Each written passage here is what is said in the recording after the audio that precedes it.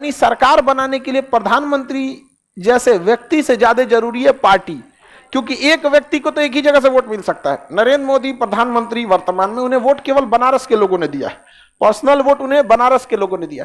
इसलिए प्रधानमंत्री बनने के लिए व्यक्ति से ज्यादा जरूरी हो जाता है पार्टी, कि अगर पार्टी नहीं तो आप प्रधानमंत्री नहीं। अभी नरेंद्र मोदी बीजेपी से, अगर वो बीजेपी से ही उनको निकाल दे जेपी नड्डा, खत्म कहानी उनकी। समझ में आ गया कि नहीं आ गया? पूरी कहानी खत्म हो जाएगी। इसका मतलब प्रधानमंत्री पद के लिए व्यक्ति से ज्यादा बड़ा कौन है? कौन है? पार्टी। जब मन तब चेंज भी किया जा सकता है पार्टी को। जब 2004 में इलेक्शन हुआ था और रिजल्ट आई थी, पता चल गया था कि कांग्रेस की सरकार बनेगी, किसी को पता ही नहीं था मनमोहन सिंह प्रधानमंत्री बनेंगे, क्योंकि Manmohan Singh as S Jaishankar sir की तरह थे।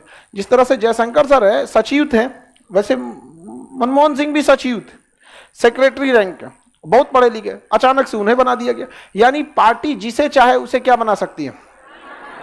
प्रधानमंत्री बना सकती है। अभी मोदी जी को के जगह पे अगर किसी और को भी प्रधानमंत्री बनाना चाहे तो बीजेपी पार्टी के जो अपनी लीडर्स हैं वो आपस में प्रस्ताव पारित करके पार्टी के संविधान, हर राजनीतिक पार्टी का अलग कानून है, वहां से वो कह देंगे नहीं हमारे दल का नेता आज से कोई और रहेगा, वो बन जाएगा। समझ में आएगी नहीं? अक्सर देखते होंगे मुख्यमंत्री भी ऐसे ही बदल जाता है। बहुमत दल चाहेगी, जिसको बना देगी मुख्यमंत्री, जिसको मन हटा देगी। बिहार में भी ऐसा हुआ है, जेडीयू के पास बहुमत था, जनता दल यूनाइटेड के पास, इन्होंने जीतन राम मांझी को बना दिया, मुख्यमंत्री बना दिया, जबकि जीतन राम मांझी कभी मुख्यमंत्री के लिए इंडिविजुअल खड़े ही नहीं हुए थे। बना दिया कि नहीं बना दिया? इसका मतलब प्रधानमंत्री और मुख्यमंत्री के लिए सबसे जरूरी मायने रखती है पार्टी। जिस पार्टी के पास बहुमत अर्थात आधे से ज्यादा सीट है, आधे से एक ज्यादा या आधा ज्यादा, आधे से एक ज्यादा सीटें बहुमत, उसी पार्टी से पूछा जाएगा कि आप अपनी पार्टी से किसे भेज रहे हैं प्रधानमंत्री के लिए। अब कोई भी पार्टी गैर जिम्मेदाराना आदमी को तो नहीं भेज सकती, आपको उठा के भेज देगा कि हमारी पार्टी के हैं, झंडा लेके ढोए थे, इन्हीं के बना दीजिए हैं भगा देगा। यहाँ पे पार्टी में भी एक क्या होना चाहिए? फेस होना चाहिए जिसके प्रति, और दूसरा प्रधानमंत्री के ऊपर कितनी जिम्मेदारी, उसको एक अच्छा वक्ता होना चाहिए, भाषण दे सके जनता के साथ, मित्रों अच्छे दिन आने वाले हैं, तो उनके पास एक क्या होना चाहिए? क्वालिटी होना चाहिए। इसके अलावे एक पार्टी को संभालने वाला व्यक्ति होना चाहिए, जो पार्टी के एक गांव के मुखिया लेवल से, सोचिए दिल्ली में बैठा व्यक्ति प्रधानमंत्री को कितना बड़ा जिम्मेदारी रहता है। एक वक्ता होना अलग बात है कि अच्छा बोलने वाला होना चाहिए, उसके बाद क्या होना चाहिए? पार्टी को अच्छे से जोड़ के रखे। पता चला बैनल है प्रधानमंत्री पार्टी ये घसक गई, तो यहां क्या प्रधानमंत्री का इंडिविजुअल वैल्यू है? नहीं है।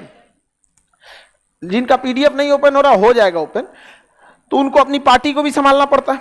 उस पार्टी का कौन मुख्यमंत्री रहेगा, किधर से, बेंगलोर में किसको टिकट दिया जाएगा, उड़ीसा में किसको दिया जाएगा, केरला में किसको दिया जाना चाहिए, तो अपनी पार्टी में एक पकड़ होना चाहिए। समझ में आ रहा है कि नहीं आ रहा है? आपको कह दिया जाए चलिए लोकसभा का चुनाव है, आप बताइए तो आसाम के डिब्रूगढ़ से किसको सांसद का टिकट दिया जाए, आपको पता नहीं है। सोच सकते हैं कितनी जिम्मेदारी है प्रधानमंत्री। उसके बाद कौन योजनाएं चल रही हैं, देश के लोगों को कैसे ठीक से रखा जाए ताकि देश का शासन भी अच्छे से चल सके। तीसरी जिम्मेदारी, चौथी जिम्मेदारी, विदेश में जितने बड़े मामले होते हैं उसमें वित्त मंत्री या विदेश मंत्री का काम नहीं चलता है। यूएनओ का मैटर हो गया या दो देशों के बीच आपसी संबंध का, तो प्रधानमंत्री को जाना पड़ता है। आप समझ रहे हैं प्रधानमंत्री के ऊपर जिम्मेदारी।